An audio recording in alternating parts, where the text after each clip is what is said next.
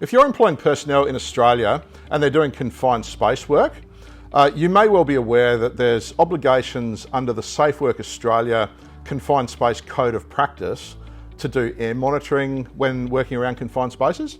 Now, if you're looking at the amount of confined space work that you do and you go, oh, I don't know if I want to invest in a confined space gas detection kit, or if I'd just like to hire a gas detection kit for the days that you need to do that confined space, we can assist either way.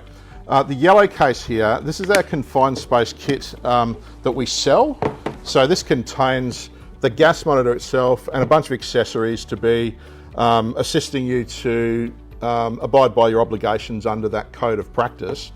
And alternatively, these kits here, we can put the same items in them, or if it's just for a day, we can bump test that gas detector before it goes out on that day. And really, you're needing the gas monitor itself, some instruction on how to use it properly, and you may need the sampling pump if you're doing, say, tank work, below ground tank work, for example.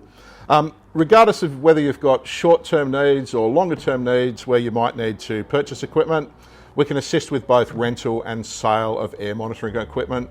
Speak with the crew at your local SafetyQuip branch for further information.